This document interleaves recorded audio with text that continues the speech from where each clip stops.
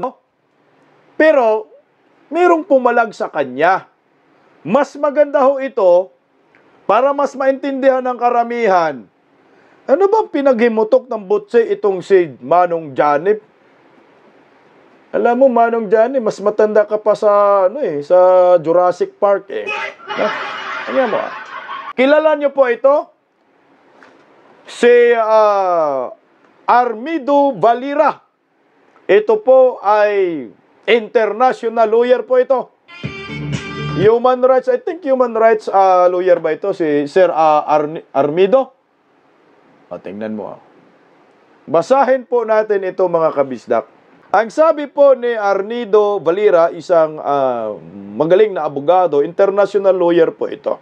Tagalog po ito, maintindihan natin. Mas okay ho ito.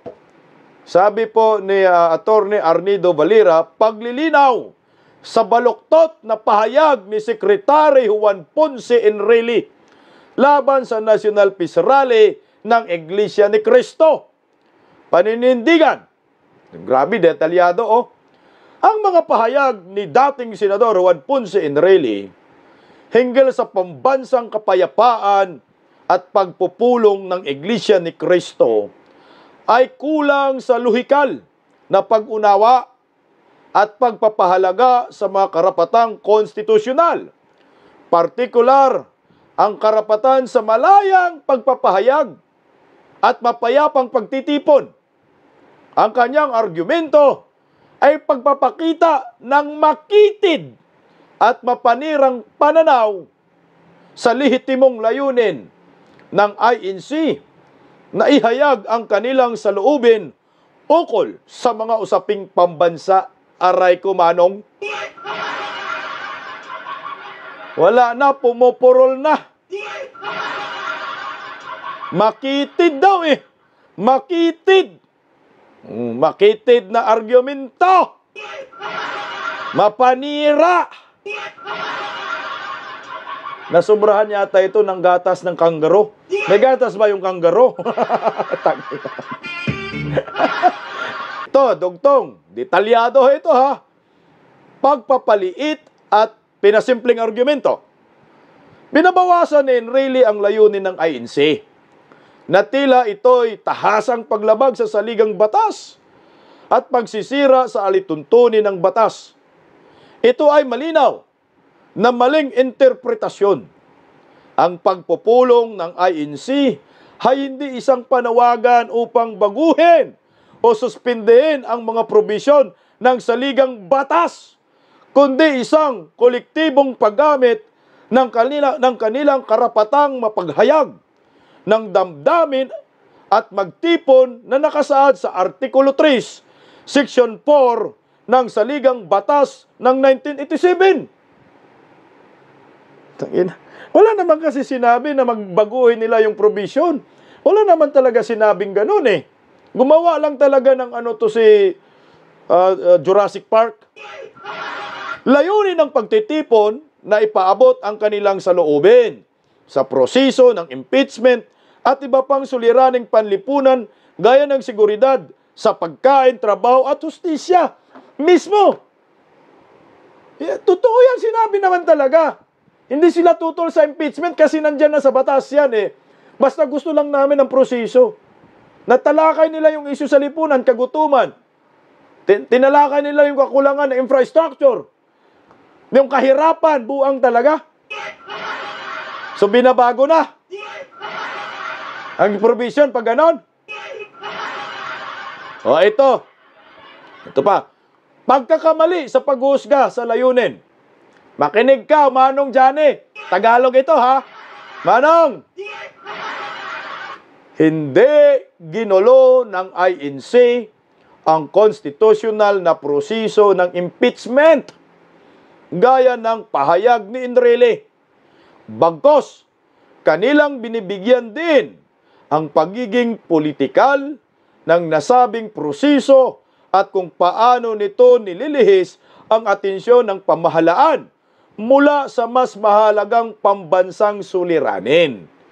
Ang ganitong paghusga ni Enrile sa hangarin ng INC ay maling pagbibintang at pagpapakita ng kakulangan sa pag-uunawa.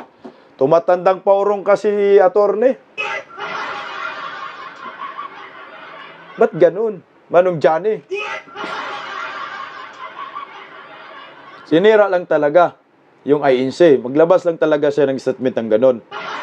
Sabi siguro ni Palaka, maglabas ka nga, Manong Johnny. Total, ikaw naman, mas matanda ka pa sa dinosaur eh. Baka maraming maniniwala sa'yo. Hinuhusgahan masyado eh. Nalilihis. Tama naman kasi. Ang Iglesia ni Cristo, nag-alala na.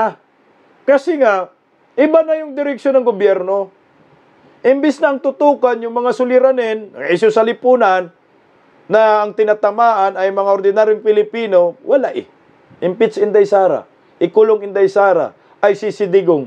Wala na. Walang kwentang gobyerno nga eh. So ngayon, sasabihin na naman ni Bonyeng, ay huwag kayo magpahayag ng mga statement na magagalit ang taong bayan. Yung ginawa ho ng INC, sa tingin nyo po ba, ginagatungan yung taong bayan? No. Yan ay part ng enlightenment. That's part of freedom of expression at freedom of speech. Para po yan sa mga tulog na Pilipino na hanggang ngayon ngiwiim pa rin.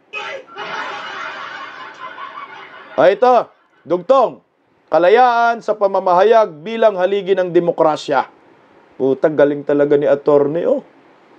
Binabaliwala ng argumento ni Enrile ang kahalagahan ng demokrasya sa pagsasabing banta sa batas ang kolektibong aksyon ng INC.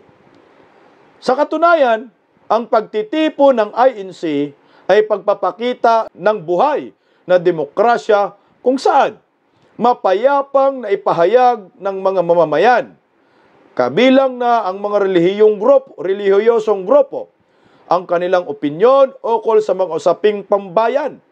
Ang pagsupil sa ganitong mga pagpahayag ay tunay na banta sa demokrasya mismo. Sila yung banta sa demokrasya. Yung mga alipuris ni Ngagba, yung nagkakaso ng mga sedition, yung tinatakot, yung mga political vloggers, yung pinipigilan na mag-criticize ang isang Pilipino sa gobyernong ito dahil inciting to sedition daw. Ito yung banta sa demokrasya. Tama? Tatamaan talaga sila dito. O ito, ang batas at sentimiento ng bayan. Ang aligasyon ni Enrile na hindi ginalang ng INC ang alituntunin ng batas ay walang batayan. Ang paggamit ng karapatan ng mga miyembro ng INC ay nananatili sa loob ng saklaw ng batas. Ang kanilang pagtuligsa sa implikasyon ng impeachment ay hindi pagsalungat sa batas, kundi pagpapahayag ng kanilang lehitimong hinaing. Ang pagbibigay kritiko sa rally dahil sa political nitong tema ay ipokritikal. Lalo't ang mismong karera ni Enrile ay puno ng kontrobersya. Ay, korupsyon. Sandamakmak na korupsyon eh. Hipokrito daw, Manong. Durog kayo dito. Tuloy, ang haba nito guys ha. Pagtuon sa malawakang suliranin pambansa. Maiintindihan mo talaga ito kaysa mga banat ni Enrile eh. Habang pinapaliit ni Enrile ang diskurso sa impeachment, binigyang pansin ng INC ang mas malawak na isyong pambansa tulad ng kagutuman, kawalan ng trabaho, at kapayapaan. Mga suliraning malapit sa puso ng mga karaniwang Pilipino. Ang rally ay nagsilbing busis para sa mga isyong ito at nananawagan ng aksyon mula sa pamahalaan. Ang pagbaliwala ni Enrile sa mga isyong ito ay nagpapakita ng kakulangan ng empatiya. Puta naman talaga kasi eh. Ito nga ko kasi napag-usapan sa rally, kagutuman nga, kawalan ng trabaho eh. Mas concern pa ang INC kaysa Chief Legal Counsel ni Ngagba sa mga Pilipinong mahihirap. Totoo naman kasi, 63% ang nagsasabing mga Pilipino, kami ay mahirap. O paano yan? Kasi si Manong Johnny, kuta na sa buhay, no? Ito mas maganda. Hipokrisya at kawalang kredibilidad. Naku, yari ka, Manong. Nakakatuwang mapansin ng isang tulad ni Enrile na may kontrobersyal na karira na puno ng tanong ukol sa integridad. Naman, ang magtuturo sa INC ukol sa paggalang sa saligang batas. Ang kanyang selektibong interpretasyon sa batas ay naglalagay sa kanyang kredibilidad sa alanganin. Mismo! Sa bagay kasi yan si Enrile, kahit sirain na yan sarili niya, kuta na yan 101 na ba yan? O 102? Kaya dapat, Manong, huwag ka nang magkomento, Manong, nakakasira ka ng buhay ng tao Tahimik na lang siguro, kuta naman niya sa Pilipinas kuta naman na sa mundong ibabaw, animal. Ito, pagkakaisa sa pamamagitan ng dialogo. Ang pahayag ni Enrile ay nagdudulot ng pagkawatak-watak ang rally ng INC. Ay walang basihan. Sa halip, ang mapayapa at organisadong demokrasya ng INC ay nagpapakita ng pagkakaisa sa kanilang hanay at nagsusulong ng dialogo ukol sa mga usapin ng sambayanan. Ang rally ay isang paanyaya sa bayan na pag-isahin ang busis para sa pagbabago. Liwanag pagkakaisa. Yan, di ba? Magkaisa tayo. Kapayapaan, yan ang panawagan. Walang sinasabi ng Iglesia ni Cristo na yurakan, baguhin yung probisyon ng saligang batas. Kapayapaan. Pagkakaisa. Malamang lahat po ng Iglesia ni Cristo nagkaisa. Ako magtatanong ako sa inyo. Lahat ba ng Iglesia ni Cristo ay nagkaisa sa panawagan ninyo, panawagan sa maraming Pilipino tungkol sa National Peace Rally noong nakaraang Lunes? Kasi nga mga kababayan ko, merong isang Ensaymada Vloggers, hindi ko na pangalanan, yung Ensaymada Vlogger, basta Kots, na ang sabi niya na hindi daw lahat ng INC ay sumusunod sa panawagan ng kanilang pamunuan na pagkakaisa, kapayapaan, no to impeachment. Tangina, kalukuhan Ito tayo ngayon, mga Ensaymada Vloggers. Pagkatapos kayo magkalat ngayon sa rally, ngayon naninira kayo sa INC. Ako, naniniwala ako na lahat po ng miyembro ng INC ay nagkakaisa sila para sa panawagan nilang National Peace Rally, no to impeachment. Nasaan ka, Coach? Kung mayroong nagsabi sa iyo na hindi nakikiisa sa panawagan nila, kung miyembro yan ng INC, pangalanan mo para magkaalaman. Baka yun, hindi na yun miyembro ng INC, baka tiwalag yun. Kasi makapanira lang Hindi kasi nila nagugustuhan yung ginawa ng INC. Yun na nga sinabi ko nga sa inyo Walang iba magtatanggol sa INC, kami mga didiis. Kasi pabor kami sa ginawa ho ninyo Pero itong mga alipuris ni Ngagba, kasama ng mga opisyal ng gobyerno, mga buang yan, galit yan sa inyo, maniwala ho kayo. Ito, mas maganda ho ito, conclusion. Ito maganda. Conclusion. Galing ni Attorney Armando Balira. Conclusion. Ang pagbatikos ni Enrile sa rally ng INC ay puno ng kamalian at kulang sa pagkilala sa mga demokratikong prinsipyo ng saligang batas. Ang rally ay isang lehitimo at mapayapang pagpapahayag ng hinaing ng mamamayan, hindi isang pag-atake sa alituntunin ng batas sa halip na i-dismiss ang aksyon ng INC na nararapat lamang na makinig at igalang ang kanilang karapatan bilang mga mamamayan ng Republika ng Pilipinas. Yan. Attorney Arnido S. Valera, Pangulo, Hakbang ng Maisog, USA, New York.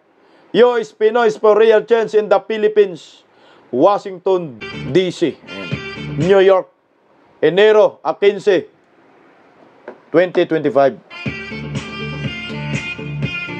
Palakpakan po natin si Attorney Arnido Valera. Sana mga bubonista, naintindihan nyo po yung binabasa ko na Tagalog man yon. Yan ay para po sa ating lahat. Nakakainis lang kasi pilit nila pinapabagsak ngayon ang kredibilidad ng INC.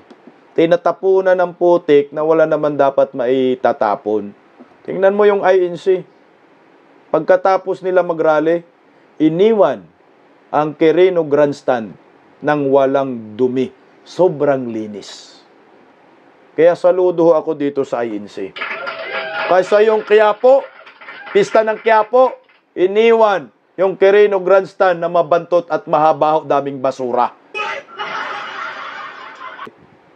That's part of democracy. Demokrasya. Dapat natin paalala sa mga opisyal ng gobyerno, sa Marcos admin, na meron po tayong demokrasya. Karapatan po natin magsagawa ng ganito.